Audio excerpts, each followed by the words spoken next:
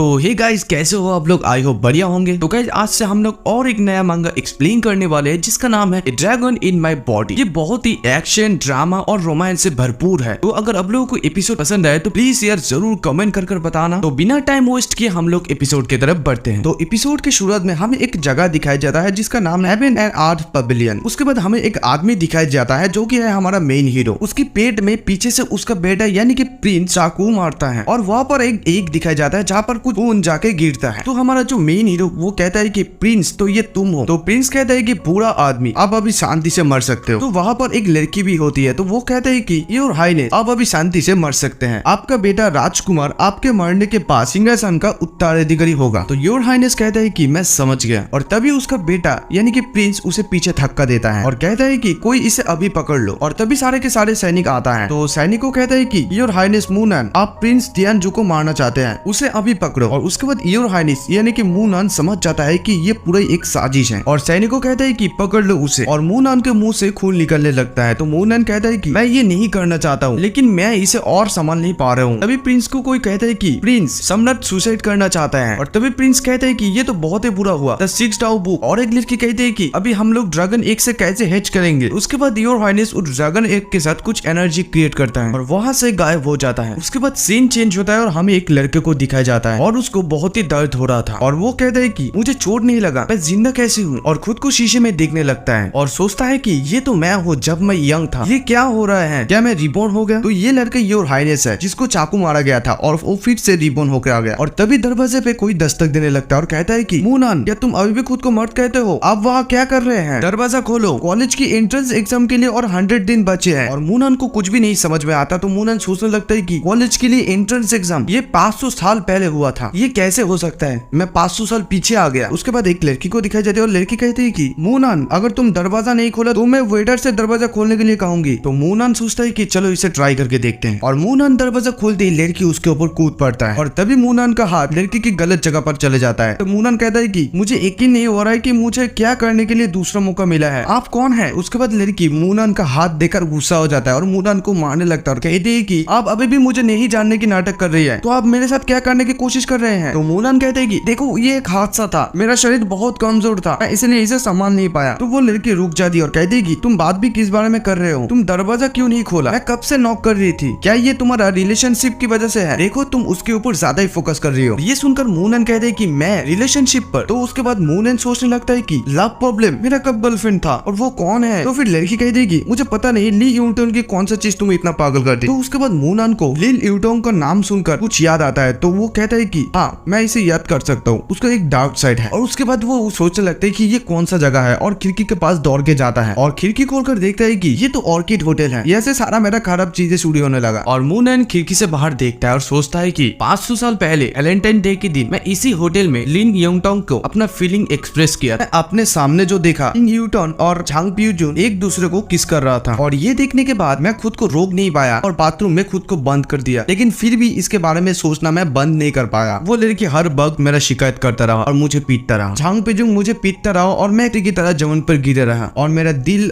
और शरीर कमजोर होता रहा। उसके बाद मैं एंट्रेंस एग्जाम में फेल हो गया और मेरा फैमिली मेरा साथ छोड़ दिया और मैं मेरी सारी उम्मीदें खो दी। लेकिन मुझे देवी ने बचा लिया और मैं कल्टीवेशन की तरफ चलना शुरू कर दिया। तब मैं हुआनिन से मिला, मेरा लाइफ का प्यार। क्योंकि मैं स्ट्रॉन्ग नहीं था इसलिए मैं उसके साथ रिश्ते में नहीं रह सका। तो फिर मूनन सोचने लगता है कि क्योंकि अभी तक ऐसा कुछ नहीं हुआ है, इस दुनिया में पुनर्जन्म हुआ है और इसलिए अब मैं स्ट्रॉन्ग बनूंगा और इस यूनिवर्स का किंग बनूंगा। तो तभी वो लड़की आके पूछते हैं कि आपको क्या हुआ, अब अभी भी उनके बारे में सोच रहे हैं? तो मूनन कहते हैं कि नो वे, मैं उसके बारे में क्यों सोचूंगा। तो फिर से वो लड़की कहती है कि आप फिर से बकवास कर रही है, आपको अच्छा रास्ता ढूंढना चाहिए। तो फिर मूनन कहता है कि मुझे नहीं पता था कि तुम मेरे इतना चिंता करते हो, लेकिन तुम ठीक कह रहे हो, पहले हमें यहाँ से निकलना चाहिए, मुझे अभी भी बहुत कुछ करना है। फिर से वो लड़की कहती है कि इसने कहा कि मैं तुम्हारा चिंता करता हूँ, बकवास मत करो नहीं तो मैं तुम्हें इग्नोर कर दूंगा। और तभी और एक लड़की को दिखाई देती है और वो कहती है कि ये अच्छा नहीं हो रहा है, कोई है जो अभी होटल में मर रहा है, या कोई डॉक्टर है जो हमारी मदद कर सकता है? तो मूनन के साथ जो लड़की है वो कहती है कि क्या सच में इस होटल में कोई मर रहा है? तो मूनन कहते हैं कि चलो हम लोग यहाँ से चलता है, ये हमारा प्रॉब्लम नहीं है। तो फिर वो लड़की मूनन के हाथ पकड़ती है और कहती है कि देखो ये ठीक नहीं है। तो मूनन कहता है कि क्या? वो लड़की फिर से कहती है कि आइए देखते हैं कि हम उनके मदद के लिए कुछ कर सकते हैं या नहीं। तो उसके बाद मूनन और वो लड़की वहाँ पर जाता है और तभी डॉक्टर का कोई कहता है कि डॉक्टर क्या अब ठीक से देखा? देखो यहाँ पर लोग आ रहा है, चलो हम लोग वापस चलते हैं। तो फिर वो वो लड़की मूनन को कहती है कि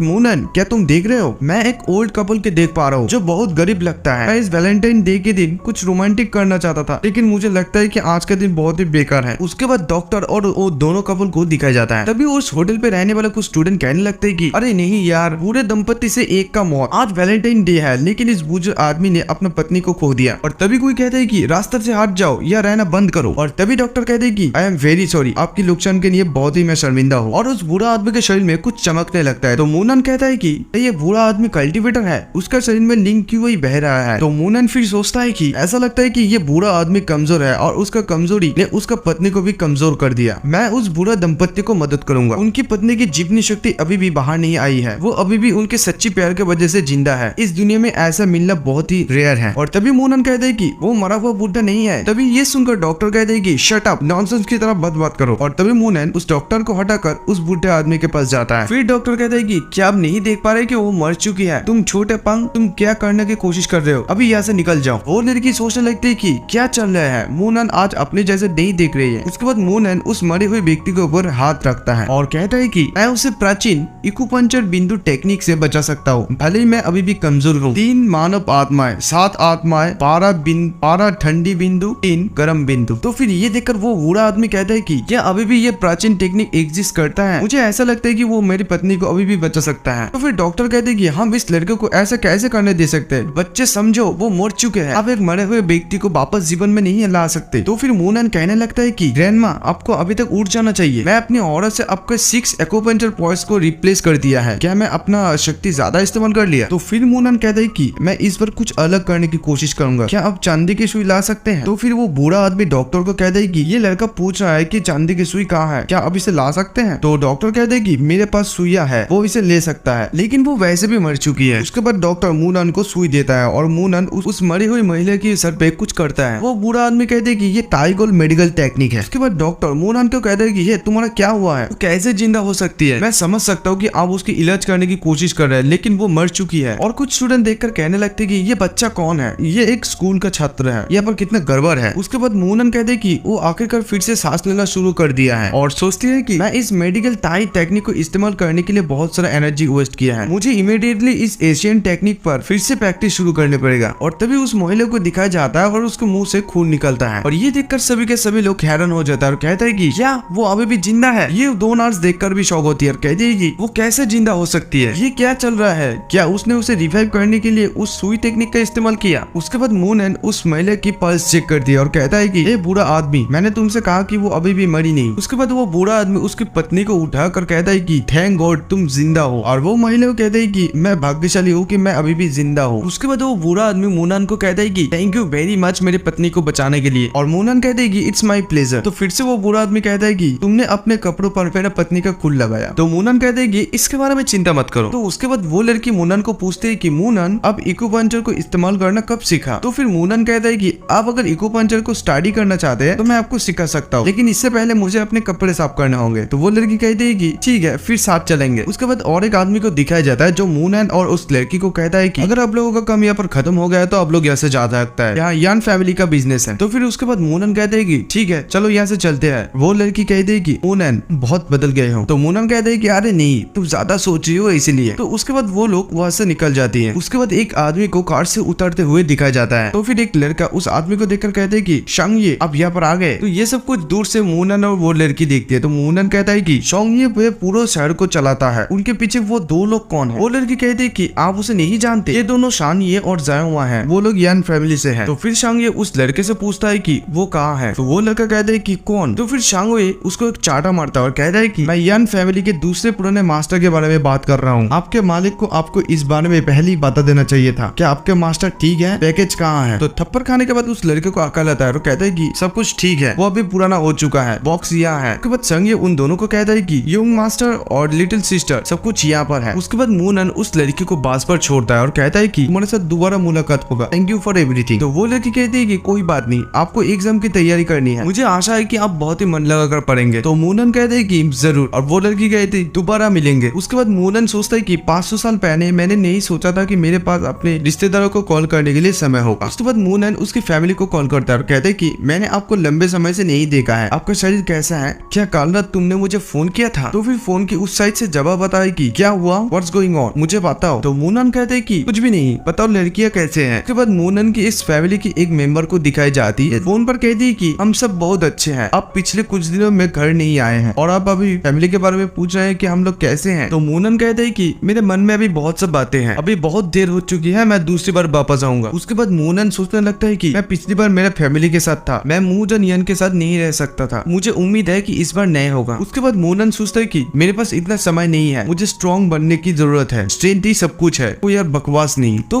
मूनन कहते हैं कि इस शहर में बहुत सारा नॉइज है, चलो हम लोग उपनगर में चलते हैं। उसके बाद वो टैक्सी को रोकता है और रोकने के साथ ही साथ वो नदी की तरफ देखता है और कहता है कि पानी सब कुछ का सोर्स है, लेकिन इस रिवर में अभी तक कुछ ऊर्जा बची है। उसके बाद मूनन उस रिवर के पास जाता है और कहता है भले यहाँ पर सूरज और चांद की रोशनी का डिस्टेंस ज्यादा हो, मेरा कल्टीवेशन के लिए इसका एनर्जी उधार लूंगा। सायन डीडा वो पहला आदमी है जो स्पीड एंड लॉ को स्टेबलिश किया था, ये कोई बड़ी बात नहीं है, मैं भी उसकी तरह ही एंटीक वार कोड को यहाँ पर स्टेबलिश करूंगा। लेकिन द 6